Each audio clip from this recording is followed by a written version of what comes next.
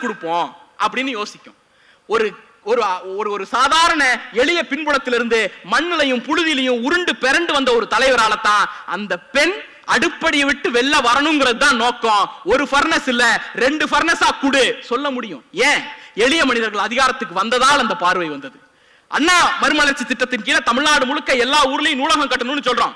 ஏற்கனவே நூலகம் இருக்கே, அந்த ஊர்களுக்கு என்ன பண்றதுன்னு கேட்கும் பொழுது முத்தமிழறிஞர் கலைஞர் ஒரே வார்த்தையில் அதை முறியடிக்கிறார். ஒரு பியூரோக்ராட்டிக் அப்ரோச் அப்படிதான் இருக்கும். இன்னைக்கு எம்எல்ஏக்களுக்கு தெரியும் ஒவ்வொரு ஃபைலுக்கும் அவங்க எவ்வளவு அலைச்சல் அலையறாங்க அப்படின்னுட்டு. அந்த பியூரோக்ராட்டிக் அப்ரோச் என்ன பண்ணும்?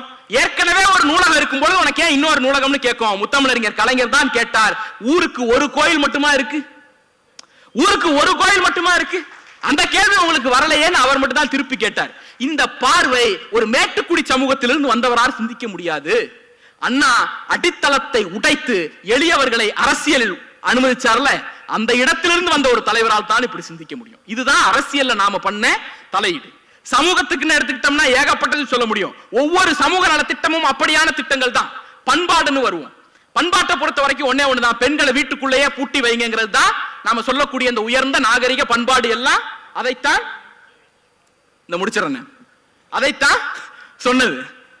அந்த பண்பாட்டை பெரியார் தமிழ்நாடெங்கும் ஓடி ஓடி ஓடி பேசி பேசி உடைக்கிறார். தீட்டாமல் போயிருந்தால் இது நடந்திருக்காது. அப்ப பண்பாட்டு ரீதியா நாம ஒரு இன்டர்வென்ஷன் கொண்டு வரோம்.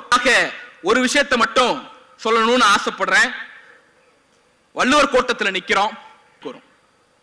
இயற்றலும் ஈட்டலும் காத்தலும் காத்த வகுத்தலும் வல்லது அரசு அப்படின்னுட்டு. இன்னைக்கு திராவிட மாடல் அரசு இதற்கு மிகச்சரியான சான்று. திராவிட மாடல் அரசை போல வேறு எந்த அரசையும் இதுக்கு சான்றாக நம்மளால பொருத்த முடியாது. இயற்றல் நீங்க யோசிச்சு பாருங்க. வின்ஃபாஸ்ட் நம்ம அரசு வந்த பிறகுதான் வந்துச்சு. ஓடி போயிட்டான் பயந்துட்டு ஃபோர்ட் நம்ம அரசு வந்த பிறகுதான் வந்தது.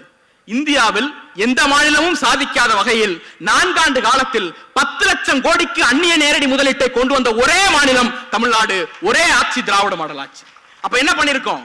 இயற்றல். இயற்றல்னா ஒரு திட்டத்தை வகுக்கிறது, முதலீடுகளை கொண்டு வருது. ஈட்டல், அதுல இருந்து பொருளாதாரம் வருது. அதனால தான் பேராசிரியர் சுட்டிக்காட்டினார்களே, இந்தியாவில் எந்த மாநிலமும் வளராத அளவிற்கு 11.19% வளர்ச்சியை அடைந்த ஒரே மாநிலம் தமிழ்நாடு. ஒரே அரசு திராவிட மாடல் அரசு. அது அல்ல செய்தி.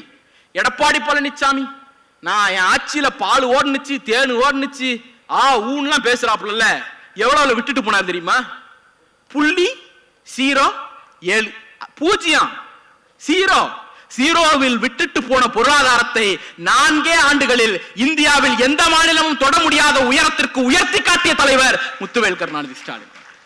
அப்ப இயற்றல் ஈட்டல் வந்துருச்சு. காத்தல். ஒரு காத்தல்னா என்ன?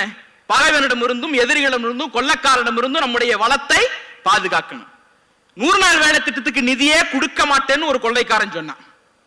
நீ என்னப்பா சொல்றதுன்னு நீதிமன்றத்துக்கு போனோம், நாடாளுமன்றத்தில் பேசணும், சட்டமன்றத்தில் பேசணும். வேலைக்காகல வீதியில் இறங்கி போராடினோம். அடுத்த 8வது நாள் முடக்கி வைத்திருந்த ஓராண்டு கால நிதியை விடுவித்தார் அந்த கொள்ளைக்காரர்.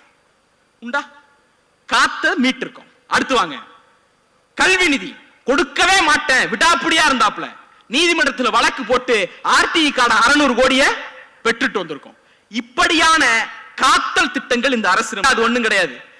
2020ஆம் ஆண்டு அந்த ஆட்சி விட்டுட்டு போகும் பொழுது தமிழ்நாட்டில் சமூக நல திட்டங்களுக்கான முதலீடு 95,000 1 லட்சம் கோடி. இன்னைக்கு 2025இல் 1,59,000 கோடி, ஏறக்குறைய 1,60,000 கோடி. 5 ஆண்டு காலத்தில் 60,000 கோடி சமூக நல திட்டங்களின் முதலீட்டை அதிகப்படுத்திய ஒரே ஆட்சி திராவிட மாடல் ஆட்சி. அப்ப இயற்றலும் ஈட்டலும் காத்தலும் காத்த வகுத்தலும் வல்லது அரசு என்கிற பொருளாதார சிந்தனை பொருந்தி போகக்கூடிய ஒரே மாடல் திராவிட மாடல். வேற எதுவும் கிடையாது. 1958 பேரறிஞர் பெருந்தகை அண்ணா ஒரு கடிதம் எழுதுறார். வடக்கு வாழ்கிறது, 2 நிமிடம். வடக்கு வாழ்கிறது தெற்கு தேய்கிறது என்கிற முழக்கம் அந்த கடிதத்தில் தான் வருகிறது. அந்த கடிதத்தை படிச்சு பார்த்தோம்னு வச்சுங்க, இன்னைக்கு ஒரு ஜென் செட்டு கிட்ட கொடுத்து அதை படின்னு சொன்னோம்னா, என்னப்பா இப்படி கதறி இருக்காரு அப்படிமா, என்னப்பா இப்படி அந்த குரூப் இல்ல, உண்மையிலேயே அறிவான ஜென் செட்டு கிட்ட கொடுத்தா கூட என்னப்பா இப்படி அழுது இருக்காரு அப்படின்னு கேட்பாங்க. அப்ப வடக்கு வாழ்கிறது தெற்கு தேய்கிறதுன்னு 58ல அண்ணா எழுதியது ஒரு கண்ணீர் கடிதம். என் நாட்டை, என் மாநிலத்தை, என் மக்களை இப்படி பாடா படுத்துறீங்களேன்னு அழுது எழுதிய கடிதம்.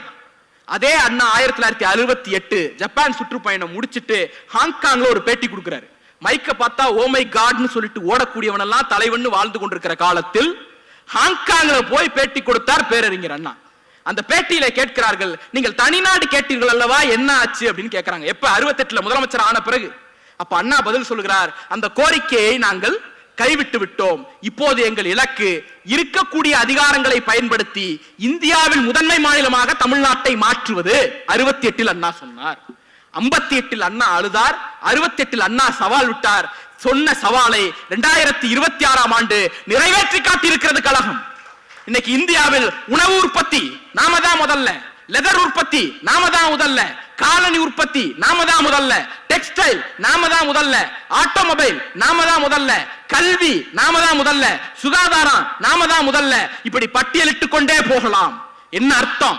58 அழுத ஒரு கட்சி, 68 சவால் விட்ட ஒரு கட்சி 2026 சாதித்து காட்டியிருக்கிறது. தெம்போடு சாதித்து விட்டோம் என்கிற கர்வத்தோடு பேசிக் கொண்டிருக்கிறோம். இந்த நிகழ்வுக்கு 2 டேக்அவே இருக்கணும்னு நினைக்கிறேன். ஒன்னு, திராவிட பொருளாதாரத்தை நாம் நிகழ்வுகளாக, சம்பவங்களாக, ஸ்கீம்களா பேசிட்டே இருக்கோம். எப்படி திராவிட இயக்கத்தில் யாரும் செய்யாத மகத்தான சாதனையை இளைஞரணி 1200 பக்கங்களில் செய்து முடித்திருக்கிறதோ, அதே போல திராவிட பொருளாதாரத்தை தத்துவமாக்கக்கூடிய முயற்சி மேடையில் இருக்கக்கூடிய பேராசிரியர்களால் ஏற்கனவே தொடங்கப்பட்டிருக்கிறது. அதை முழுமை அடைகிற வகையில் ஒரு முழுமையான பொருளாதார ஆவண தொகுப்பை இளைஞரணி கொண்டு வருவதற்கான முயற்சியை எதிர்காலத்தில் எடுக்க வேண்டும் என்கிற ஒரு கோரிக்கையோடு, பொருளாதாரத்தை அரசியல் களத்தில் அதிகம் பேசி வெற்றி பெற்ற இயக்கம் நாம் தான். நம்முடைய இளம் பேச்சாளர்களுக்கு அது குறித்த கூடுதல் விழிப்புணர்வை ஏற்படுத்தி எளிய மக்களிடம் எளிய மொழியில் பொருளாதாரத்தை பேசுவதற்கான வாய்ப்பை ஏற்படுத்தி கொடுக்க வேண்டும் என்கிற 2வது கோரிக்கையும் வைக்கிறேன். வள்ளுவர் கோட்டம் குறித்து பேராசிரியர் சொன்னார். வள்ளுவர் கோட்டத்திலே தன்னுடைய பெயரை பதிக்க வேண்டும் என்பது பல பேருக்கு ஆசை.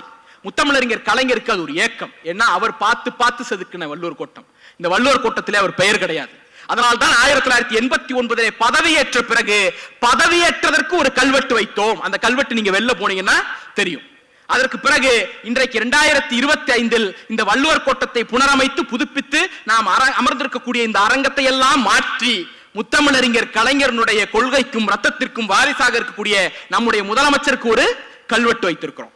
புரட்சி நடிகருக்கு ஒரு ஆசை, தனக்கும் கல்வெட்டு வேணும்னு அவர் ஆசைப்பட்டார். ஒண்ணு இல்ல, வெளில போனீங்கன்னா தெரியும், இந்த அரங்கத்துக்கு பேக் சைடு ஒரு கல்வெட்டு இருக்கும். அன்னை தெரசா சென்னை வந்த போது மரம் நடும் விழா நடைபெற்றது.